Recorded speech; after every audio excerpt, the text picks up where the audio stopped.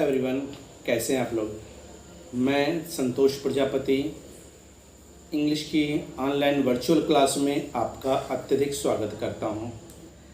प्यारे बच्चों, आज हम लोग डॉक्टर एस राधाकृष्णन के द्वारा लिखी गई एक एस्से वोमेन्स एजुकेशन पर डिस्कस करेंगे। पहले हम डॉक्टर एस राधाकृष्णन को थोड़ा सा जान लें। डॉक्टर एस राधाकृष्णन का पूरा नाम था डॉक्टर सर्वपल्ली राधाकृष्णन। वे एक बहुत बड़े विद्वान थे, अच्छे वक्ता थे, राजनेता थे, दार्शनिक थे और अच्छे लेखक थे। प्यारे बच्चों, इनका जन्म 5 सितंबर 1888 को हुआ था और इन्हीं के जन्म दिवस पर हम हर साल शिक्षक दिवस टीचर्स डे मनाते हैं और इनकी मृत्यु 17 अप्रैल 1975 में हुई थी। ये अलौकिक प्रतिभा के धनी व्यक्ति थे, बहुमुखी प्रतिभा के धनी व्यक्ति थे और इन्होंने 1939 से 1939 से 1948 तक काशी हिंदू विश्वविद्यालय के वाइस चांसलर भी रहे। जब ये भाषण संवाद देते थे तो पूरी फिजा बांध देते थे। आज हम उन्हीं के द्वारा लिखा गया एक ऐसे वोमेन्स एजुकेशन पे डिस्कस करेंगे।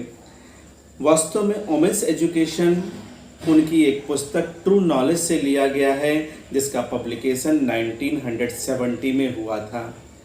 इसमें इन्होंने महिला अधिकार के विषय में, बालिकाओं के शिक्षा के विषय में, समाज के प्रति, उनके प्रति क्या दायित्व है, क्या कर्तव्य है, इन सब के बारे में एक डिटेल से चर्चा करने का प्रयास उन्होंने किया है। तो आओ हम लोग डिस्कस करते हैं।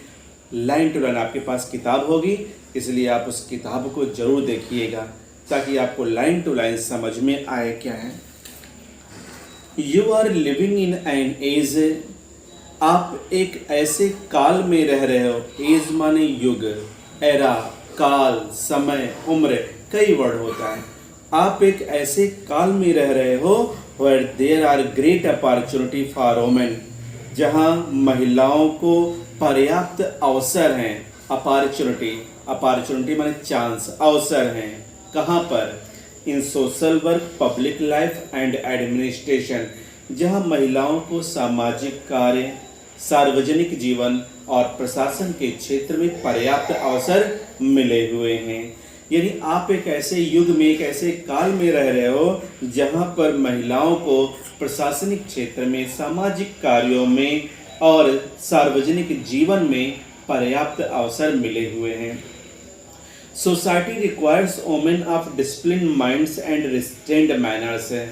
समाज को अनुशासित मस्तिष्क और नियंत्रित आचरण वाले महिलाओं की आवश्यकता है।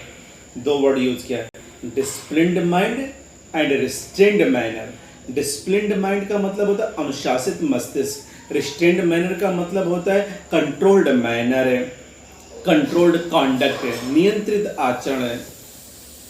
What ever line of work you undertake, आप किसी भी दिशा में, किसी भी क्षेत्र में कार्य करना क्यों ना प्रारंभ करो, you should bring to it an honest, आपको उसके प्रति ईमानदार होना चाहिए। डिसिप्लिन्ड माइंड, अनुशासित मस्तिष्क का होना चाहिए। यू विल देन सक्सीड, तब आप सफल होगे। And have the Joy of your work, और तब आपको आपके कार्यों का आनंद आएगा। आपने 5 वर्ड्स को देखा, कौन कौन से? Social work, public life and administration, 3 हुए। फिर आपका disciplined minds and restrained manner, 5 word. आप इन वर्डों को जरूर कंठस्थ करें, अंडरलाइन करते रहें, क्योंकि इन्हीं वर्डों पर ही आपका पूरा शॉर्ट क्वेश्चन बन जाएगा। ठीक है।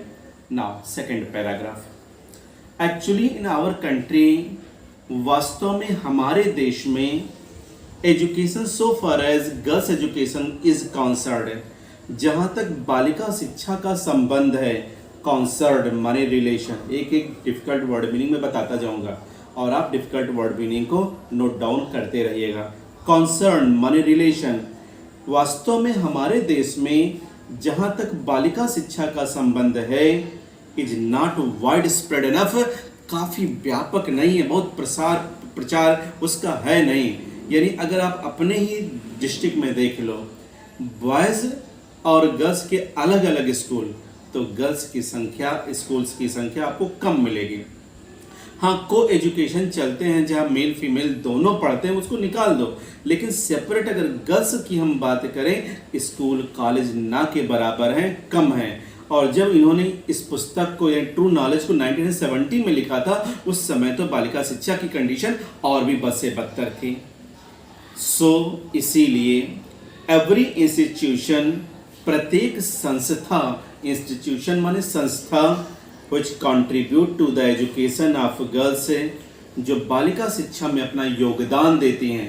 कंट्रीब्यूट करना माने योगदान देना, worthy of recognition and encouragement, वो प्रोत्साहन के काबिल हैं, पहचान देने के काबिल हैं। बट आई एम एनेक्सियस, लेकिन मैं बहुत उत्सुक हूँ। एनेक्सियस माने इच्छुक, उत्सुक, आतुर हूँ कि the kind of education that is imported है, कि वह शिक्षा जो हमें प्रदान की जाती है, इम्पार्ट, IMPART, इम्पार्ट माने प्रदान करना, गिव, प्रोवाइड करना, वह शिक्षा जो हमें प्रदान की जाती है must not only be broad, उसे न केवल व्यापक होना चाहिए, but should also be deep, बल्कि उसे गहरा भी होना चाहिए। क्योंकि we are lacking in depth, क्योंकि हम में गहराई का अभाव है।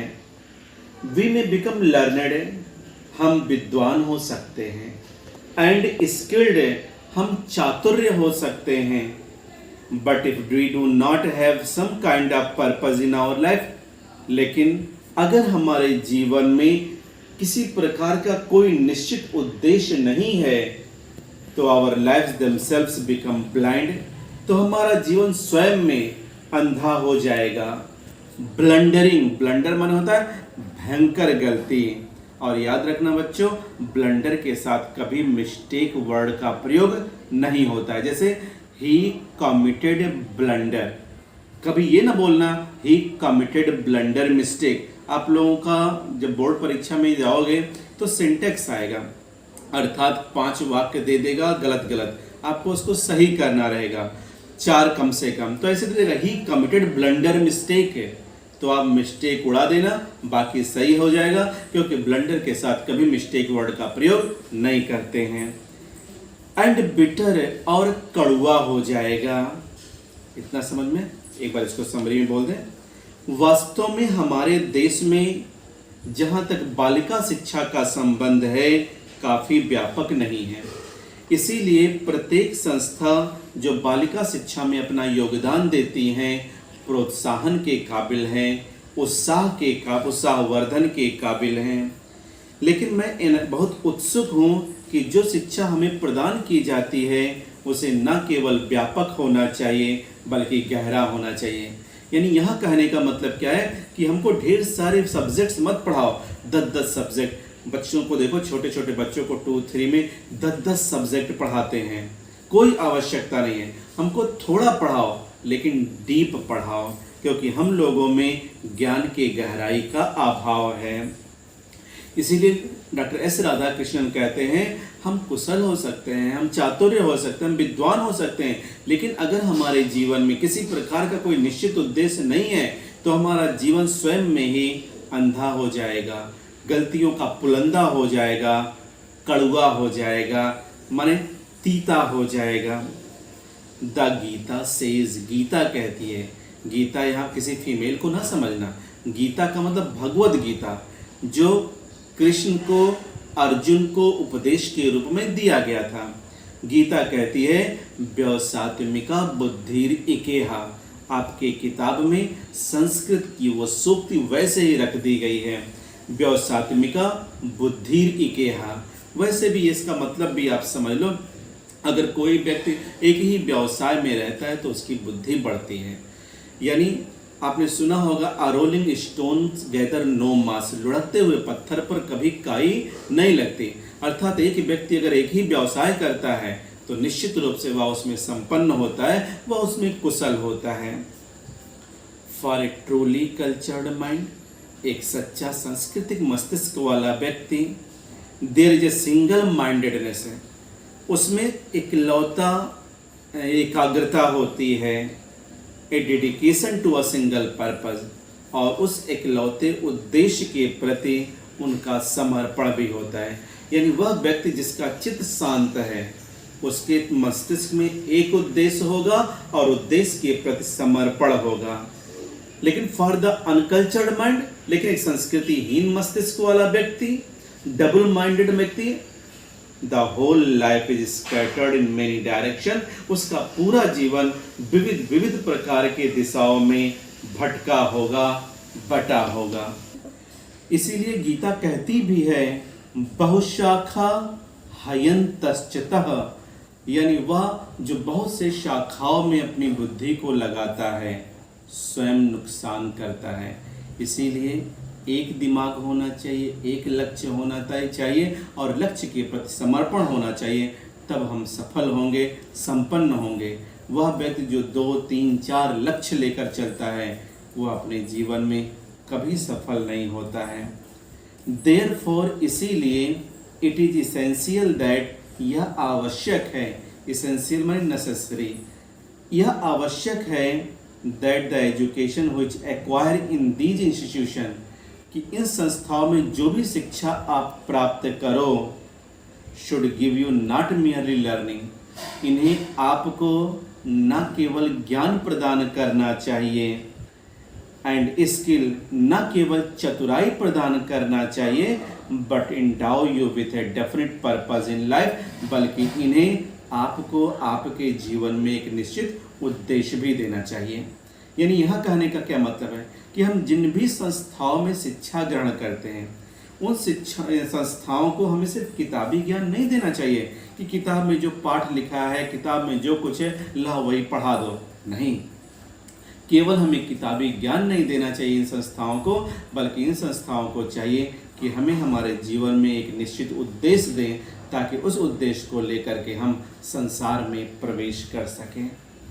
What that purpose is you have to define for yourself है।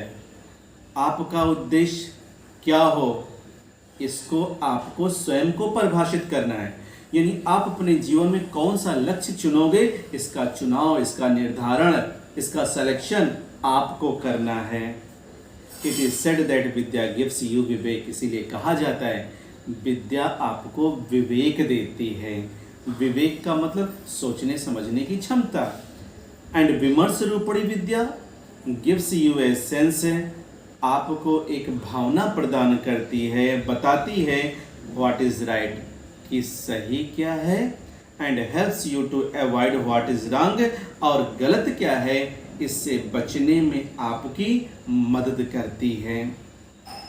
You must try therefore to find out what is required of you in this generation, इसीलिए आपको यह पता लगाने का प्रयास करना चाहिए, यानी स्वयं ही यह सर्च करना चाहिए कि वर्तमान पीढ़ी आपसे क्या उम्मीद करती है और या वर्तमान पीढ़ी की आपके लिए क्या आवश्यकता है।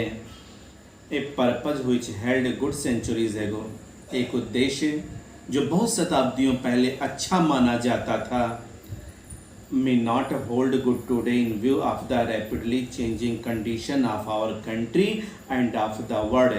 आज तेजी से बदलती हुई संसार की स्थिति, आज तेजी से बदलती हुई देश की स्थिति में अच्छा नहीं माना जा सकता है। यानी पहले अगर हम लोग देखें, प्राचीन समय में, गुरुकुल के समय में चारित्रिक विकास शिक्षा का मुख्य उद्देश्य हुआ करता था, लेकिन आज शिक्षा का मुख्य उद्देश्य धनोपार्जन करना है। आपके पास कितना भी ज्ञान क्यों ना हो, लेकिन आप धनोपार्जन नहीं कर पा रहे हो, आप अपनी जीविका नहीं चला पा रहे हो, अपने परिवार का भरण पोषण नहीं कर पा रहे हो, तो ऐसी शिक्षा का कोई मतलब नहीं है। यानी उस समय की शिक्षा का उद्देश्य और आज के समय की शिक्षा का उद्देश्य दोनों बदल चुका है। So the purpose which you adopt in your life, इसीलिए वह उद्देश्य जो आप अपने जीवन में अपनाओ must be adapted to the relevant need of the present generation, वो वर्तमान पीढ़ी की अपेक्षित आवश्यकताओं के अनुरूप होना चाहिए। यहाँ तक समझ में? एक बार मैं इसको और समरी के रूप में बताता हूँ। ये बहुत ही इम्पॉर्टेंट लेसन है, बोर्ड परीक्षा में आपको इसमें से निश्चित रूप से कुछ ना कुछ मिलेगा, चाहे वो एक्सप्लेनेशन हो, चाहे वो शॉर्ट क्वेश्चन क्यों ना हो। फिर से एक बार इस पैराग्राफ को देख लो। एक्चुअली इन आवर कंट्री से लेकर के प्रेजेंट जनरेशन तक, वास्तव में हमारे देश में जहाँ तक बालिका शिक्षा का संबंध है काफ़ी व्यापक नहीं है। इसीलिए प्रत्येक वह संस्था जो बालिका शिक्षा में अपना योगदान देती है वो प्रोत्साहन के काबिल है, उत्साहवर्धन के काबिल है। लेकिन मैं बहुत उत्सुक हूँ, बहुत इच्छुक हूँ कि वह शिक्षा जो हमें प्रदान की जाती है उसे न केवल व्यापक होना चाहिए बल्कि गहरा भी होना चाहिए, क्योंकि हम लोगों में ज्ञान की गहराई का अभाव है। हम बहुत सारे विषय पढ़ लेते हैं लेकिन नॉलेज किसी के विषय में डीप हमारे पास हो रहती नहीं। इसलिए मैं 2 सब्जेक्ट पढ़ाओ, 3 सब्जेक्ट पढ़ाओ, लेकिन डीप पढ़ाओ।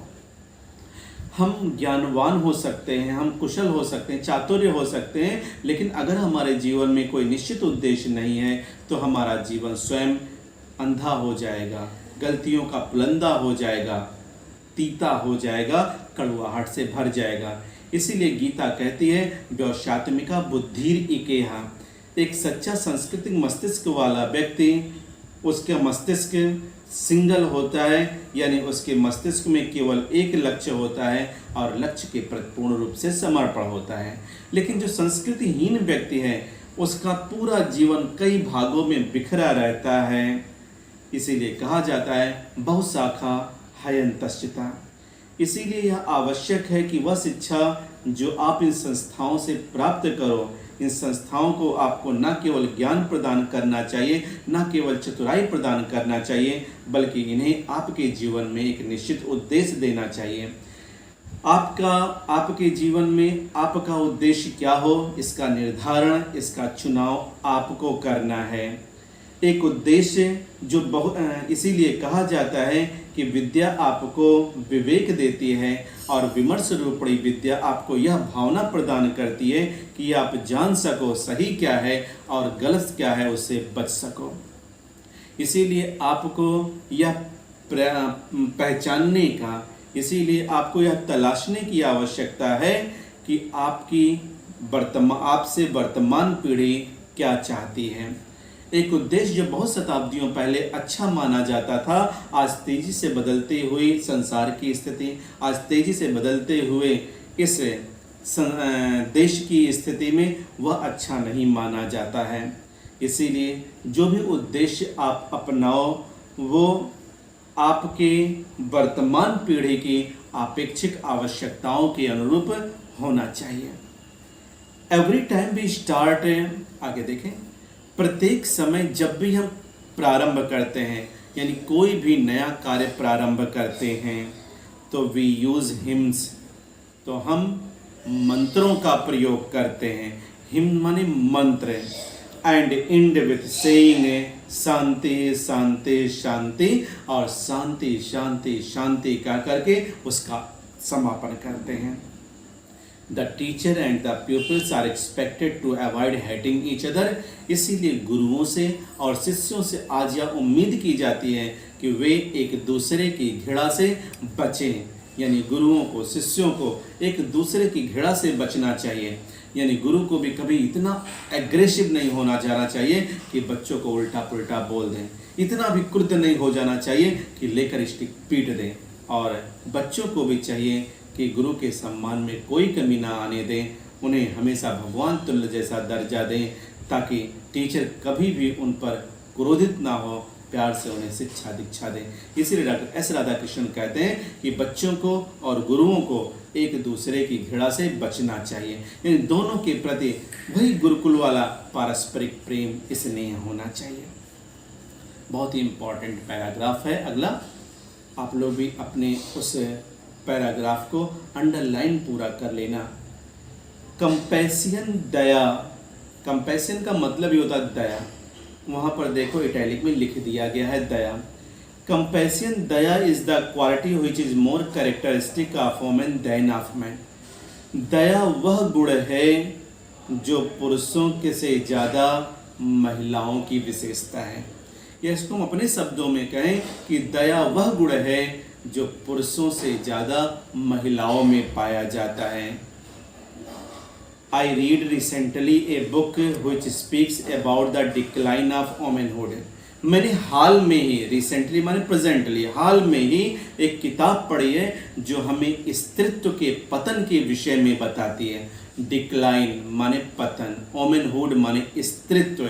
स्त्रीत्व का मतलब स्त्री का गुण जो उनकी नेचुरल क्वालिटी है, प्रेम, अहिंसा, करुणा, ममता, ये सब नारियों का एक महत्वपूर्ण गुण है। इसी को वोमेनहुड कहा जाता है। मैंने हाल ही में एक किताब पढ़ी है जो हमें यह बताती है कि स्त्रीत्व में पतन हुआ है। एंड सेज दैट, और कहती है कि दिस इज सो, ऐसा इसलिए हुआ है because there is a decline in compassion, क्योंकि उनमें दया का पतन हुआ है। डिक्लाइन माने पतन, ओमेन कंपैशन माने दया। फिर से एक बार देखें इसको। डॉक्टर एस राधाकृष्णन कहते हैं कि दया वह गुण है जो पुरुषों से ज़्यादा महिलाओं का गुण है, पुरुषों से ज़्यादा महिलाओं में पाया जाता है। मैंने हाल ही में एक किताब पढ़ी है जो हमें स्त्रीत्व के पतन के विषय में बताती है और कहती है ऐसा इसलिए है क्योंकि महिलाओं में दया का नाश हुआ है, दया का पतन हुआ है। इन अदर वर्ड्स, दूसरे शब्दों में, the natural quality of women is compassion. महिलाओं का स्वाभाविक गुण, नेचुरल क्वालिटी दया है। यानी कह सकते हैं कि दया वह गुण है जो महिलाओं को पुरुषों से अलग करता है, क्योंकि पुरुष स्वभाव से ही क्रोधित होते, उग्र होते हैं। आप देखो सड़कों पर मार पीट, झगड़ा, गाली गलौज करते हैं, लेकिन ये सब क्वालिटी महिलाओं में है, लेकिन पुरुषों की तुलना में कम है और प्रकट कम होता है। If you do not have compassion, यदि आप में दया नहीं है तो यू आर नॉट ह्यूमन, तो आप मानव नहीं हो।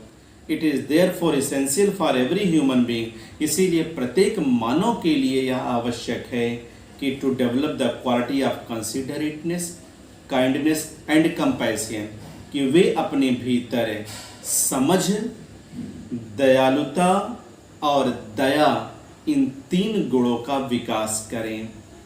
विदाउट दीज क्वालिटीज, बिना इन गुणों के, we are only human animal, हम केवल नर पशु हैं, नॉट मोर देन दैट, इससे ज़्यादा कुछ नहीं है। फिर से इस पूरे पैराग्राफ को देख लो, क्या कहना चाहते हैं डॉक्टर एस राधाकृष्णन। कहते हैं कि दया वह गुण है जो पुरुषों से ज़्यादा महिलाओं की विशेषता है, पुरुषों से ज़्यादा महिलाओं में पाई जाती है। मैंने हाल ही में एक किताब पढ़ा है जो हमें स्त्रीत्व के पतन के विषय में बताती है और कहती है कि ऐसा इसलिए हुआ है क्योंकि महिलाओं के में भीतर दया का नाश हुआ है। आज आप देखो महिलाएं बहुत सारे पुरुषोचित कार्य करती हैं, लड़ाई, मार पीट, रेसलिंग, कुश्ती, यहाँ तक कि मांस माने काटना, मांसाहार यानी मछली काटना, मुर्गा काटना, बकरा काटना। आप टीवी पर वाइल्ड एनिमल्स को में देखो, वाइल्ड चैनल जो भी देखो, आप देखो जंगलों में जाते हैं, कच्चे जानवरों को खाते हैं। यानी आज उनमें भी पुरुषोचित गुण आते जा रहे हैं, यानी उनके भीतर जो दया है वो दया धीरे धीरे समाप्त हो रही। उनके भीतर प्रेम, स्नेह, करुणा, ममता, सौहार्द, भाईचारा, स्नेह, ये सब धीरे धीरे समाप्त होता जा रहा है। दूसरे शब्दों में कह सकते हैं महिलाओं का स्वाभाविक गुण दया है। यदि आपके भीतर दया नहीं है तो आप मानव नहीं हैं। इसीलिए प्रत्येक मानव के लिए यह आवश्यक है कि वे अपने भीतर समझ का, दयालुता का और दया के गुणों का विकास करें, क्योंकि बिना इस गुण के हम केवल नर पशु हैं, इससे ज़्यादा कुछ नहीं। Now next paragraph. There is a famous verse है, एक प्रसिद्ध सूक्ति है। वर्स है, वर्स माने सूक्ति, श्लोक भी कह सकते हो।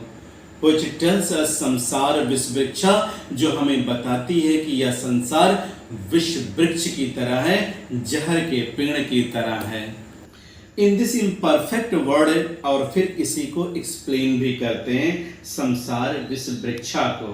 डॉक्टर एस राधाकृष्णन कहते हैं कि इन दिस इम्परफेक्ट वर्ड, इस अपूर्ण संसार में there are two fruits of inimitable quality, दो ऐसे फल हैं जिनके गुणों का अनुकरण या नकल नहीं किया जा सकता। इनइमिटेबल माने अनुकरणीय, दो ऐसे फल हैं जिनका अनुकरण, जिसकी नकल नहीं की जा सकती है। Number 1, they are the study of our great classics. पहला क्या है कि हमारे शास्त्रों का अध्ययन किया जाए। कौन से शास्त्र? वही रामायण, पुराण, वेद, वेदांग, उपनिषद, ये जो हैं सुने भी होंगे, जैसे 4 वेद, 6 वेदांग, 18 पुराण, 108 उपनिषद हैं। तो इन सब का अध्ययन किया जाए।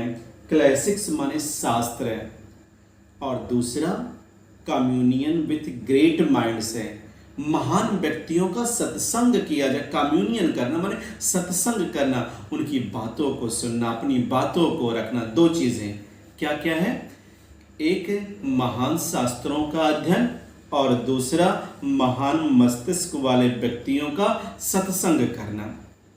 अगर हम किताबों को पढ़ते हैं तो हमारा सैद्धांतिक ज्ञान विकसित होता है, और अगर हम सत्संग करते हैं हमारा व्यवहारिक ज्ञान विकसित होता है। और हमको यही चाहिए, किताब पढ़ने से हमारी थ्योरी क्लियर होगी, सत्संग करने से हमारा प्रैक्टिकल क्लियर होगा। तो हमको सैद्धांतिक और व्यवहारिक दोनों चाहिए। These two are the things which mold man's mind and heart. यही 2 चीज़ें हैं जो मानव के मन और मस्तिष्क को ढालते हैं, रूप देते हैं, आकार देते हैं। माउल्ड माने ढालना, इसी से बना मोल्डर, MOULDER। मोल्डर माने ढालने वाला, यानी सांचा। आई एम एनेक्सियस दैट, मैं उत्सुक हूँ कि our great classics should be studied, कि हमारे महान शास्त्रों का अध्ययन किया जाना चाहिए। The classics of all country of which we are the inheritors है, पूरे संसार के शास्त्रों के हम उत्तराधिकारी हैं। यानी हमारे पूर्वजों ने ही पूरे संसार के शास्त्रों को लिखा है और हमको उनको पढ़ना चाहिए। It is in a small dialogue in an उपनिषद। उपनिषद में एक छोटा सा संवाद है। डायलॉग माने संवाद है। That a question is put, जो एक प्रश्न उपस्थित करता है। What constitute the essence of good life? एक अच्छे जीवन का सार क्या है? Essence माने सेंट्रल आइडिया, मेन थीम, उसकी जिस्ट, अच्छे जीवन का सार क्या है? The teacher replies, you hear the answer? Teacher ने जवाब दिया, didn't you hear the answer? यानी किसी बच्चे ने, यानी किसी छात्र ने, शिष्य ने अपने गुरु से पूछा, गुरुजी बताइए एक अच्छे जीवन का सार क्या है? टीचर ने कहा, क्या तुमने जवाब नहीं सुना? क्योंकि जैसे ही बच्चे ने प्रश्न पूछा, there was a thunder clap, डा डा डा, तभी एक गड़गड़ाहट हुई, डा डा डा की। तुरंत गुरु ने कहा, क्या तूने जवाब नहीं सुना? डा डा डा, DA DA DA। किताब में आप देखोगे स्पष्ट क्लियर होगा। इमीडिएटली द टीचर एक्सप्लेन्ड, तुरंत टीचर ने व्याख्या की कि these were the essence of good life, यही डा डा डा अच्छे जीवन का सार है, अच्छे जीवन का निचोड़ है। और एक्सप्लेन करते हैं डा डा को। एक डा मीन्स दाम, एक डा मीन्स दान, एक डा मीन्स दया, यानी दाम, दान, दया। They constitute the essential of the good life, यही अच्छे जीवन के सार को निर्धारित करते हैं। यू मस्ट हैव दाम, आपके पास निश्चित रूप से दाम होना चाहिए। दाम का मतलब क्या? सेल्फ कंट्रोल है, रिस्ट्रेंट है, यानी आपको आपके भीतर आत्मनियंत्रण होना चाहिए। तो दाम का मतलब सेल्फ कंट्रोल। बाकी दो से आप परिचित हो, जैसे डा डा डा का मतलब क्या हुआ? दाम, दान, दया। तो दाम का मतलब सेल्फ कंट्रोल, दान का मतलब आप जानते हो चैरिटी, डोनेशन, किसी की आर्थिक रूप से, किसी के श्रम के द्वारा, किसी को भौतिक वस्तु के द्वारा मदद करना। दया आप जानते हो कंपैशन, काइंड, पिटी, ये सब। तो आपके भीतर निश्चित रूप से दाम होना चाहिए। Which is the mark of a human being, जो मानव समुदाय का मूल चिन्ह है, जो मानव समुदाय का मूल लक्षण है। इन द रामायण, रामायण को आपने सुना भी होगा, जिसे माने रामायण को वाल्मीकि ने लिखा, रामचरितमानस को तुलसीदास जी ने लिखा, सुने भी होंगे। इन द रामायण, रामायण में when Lakshman sets out for the forest, जब लक्ष्मण जंगल के लिए प्रस्थान करने लगे, सेट आउट मतलब निकलना, प्रस्थान करना, तो हिज मदर टेल्स हिम, तो उनकी माँ उनसे बोलती हैं, कहती हैं, यानी समझाती हैं अपने लल्ला को कि look upon Ram as your father Dasharath. जा तो रहे हो वन में बेटा, लेकिन वन में अपने बड़े भैया राम को अपने पिता दशरथ के रूप में देखना, यानी उन्हें वहां दशरथ ही समझना। Look upon Sita as myself, Sita को मुझे एज योर मदर अर्थात अपनी माँ के रूप में देखना। Look upon the forest as Ayodhya, और पूरे वन को, अरण्य को, जंगल को अयोध्या के रूप में देखना। गो माई डियर, हे मेरे प्रिय, जाओ। There are ever so many thrilling stories in our classics, हमारे शास्त्रों में ऐसी बहुत सारी रोमांचकारी कहानियां हैं, which will instill into us great moral strength, जो हमें बहुत सारी नैतिक ताकत, नैतिक ऊर्जा भर देती है। which will lay down for us the line on which we have to conduct ourselves, जो इन महान शास्त्रों में लाइन लाइन में पड़ी हुई है, जिसे हमें अपने आचरण में उतार लेना चाहिए। और यही वजह है हमें अपने आचरण की शुद्धता के लिए, अपने बौद्धिक विकास के लिए शास्त्रों का खूब अध्ययन करना चाहिए, और उनके द्वारा उनमें लिखे गए एक एक चीज़ों का अपने जीवन में अनुकरण करना चाहिए। एक बहुत सुंदर सा कोटेशन बोलते हैं doctor S Radhakrishnan, give us good women, हमें अच्छी महिलाएं दे दो, we will have a great civilization, हम महान सभ्यता दे देंगे। गिव अस गुड मदर, हमें अच्छी माएँ दे दो, we will have a great nation, हम महान राष्ट्र दे देंगे।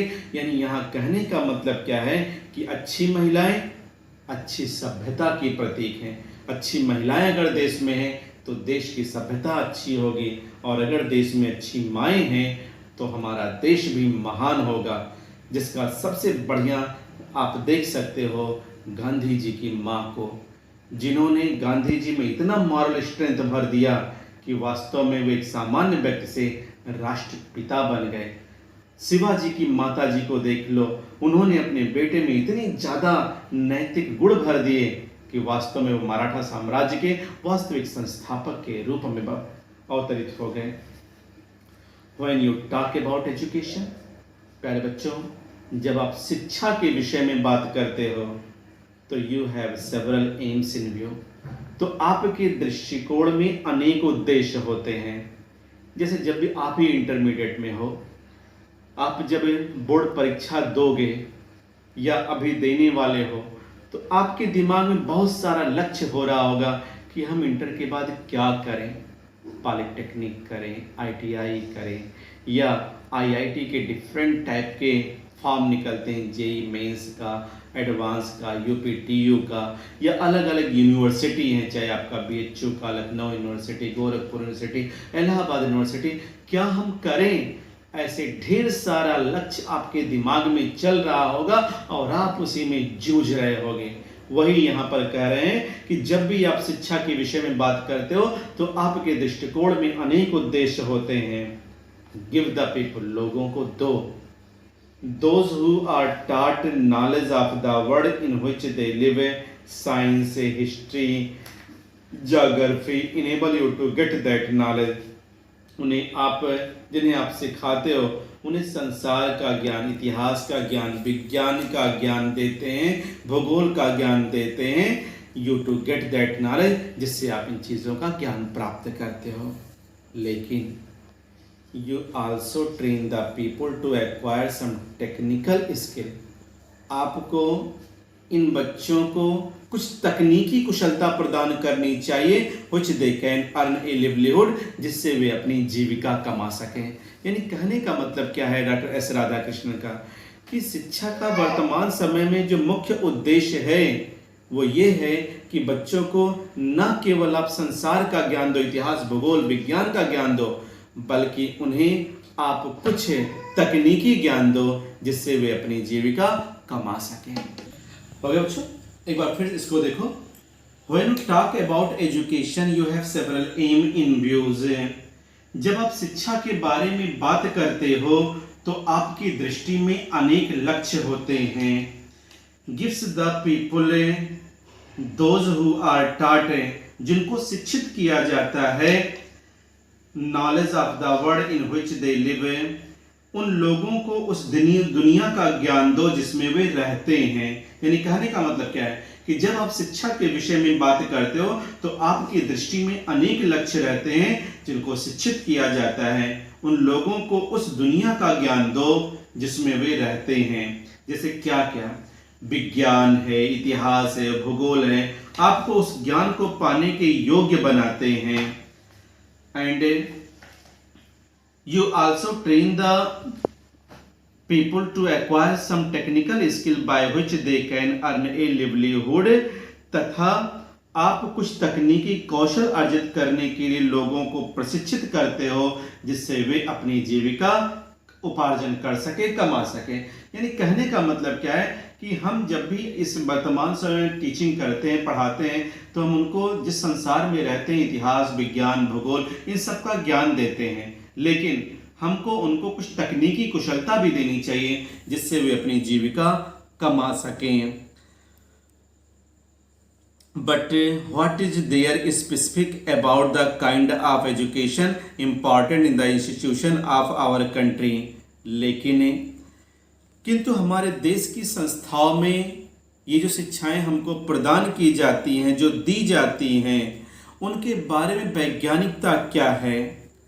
We have heard, हमने सुना है, the chief purpose of education is not merely the acquiring of skill or information, कि शिक्षा का मुख्य उद्देश्य केवल ज्ञान अथवा सूचना प्राप्त करना नहीं है, but the initiation into a higher life, अपितु उच्चतर जीवन में प्रवेश करना भी है।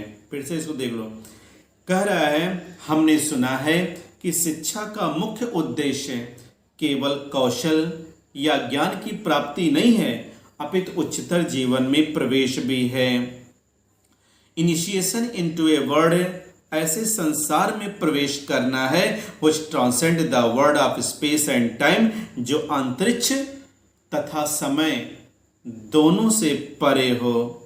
Thou the latter inform and animate the farmer, यद्यप बाद में लिखी गई वस्तु पहली लिखी गई वस्तु के विषय में हमें थोड़ी बहुत सूचना देती है, and motivates, और प्रेरित करती है। That has been the main purpose of education, यही शिक्षा का मुख्य उद्देश्य रहा है।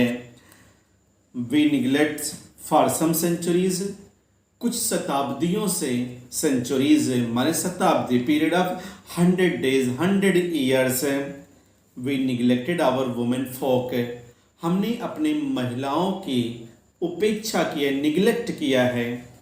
Our tradition however has been somewhat different, जबकि हमारी परंपरा, हमारे जो कस्टम, हमारे जो रीति रिवाज थे कुछ भिन्न थे। संस्कृत का श्लोक है, पुरा कल्पेषु नारी नाम मंदिरा वंदना निश्चिता अध्यापना च वेदा नाम गायत्री वचनाम तथा। ये संस्कृत का एक ऐसा श्लोक है, इसको हम लोग वैसे ही ट्रांसलेट कर लें। पुरा कल्पेषु नारी नाम, प्राचीन काल में नारियों को, मंदिरा वंदना निश्चिता, मंदिर में वंदना करना निश्चित होता था। यानी प्राचीन काल में महिलाएं प्रत्येक दिन मंदिर में वंदना करने, पूजा करने जाया करती थी।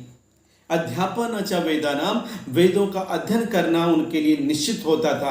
अपाला, घोषा, गार्गी, ऐसी बहुत सारी विदुषी महिलाएं हमारे देश में रही हैं जिन्होंने विश्व स्तर पर अपनी बौद्धिक प्रतिभा का लोहा मनवाया है। गायत्री वचनाम तथा, और गायत्री वचन का जाप करना रोज उनके लिए अनिवार्य होता था। यानी कहने का मतलब क्या, पुरा कल्पेषु नारी नाम मंदिरा वंदना निश्चिता अध्यापन च वेदा नाम गायत्री वचनाम तथा। इन एंशियंट टाइम, प्राचीन काल में, our women had the ceremony of upanayana perform for them, हमारी महिलाओं का उपनयन संस्कार हुआ करता था। बहुत सारे संस्कार होते थे बौद्ध धर्म में, पबज्जा संस्कार, यज्ञोपवीत संस्कार, और आप जानते हो हिंदुओं में 16 संस्कार तो होते ही हैं।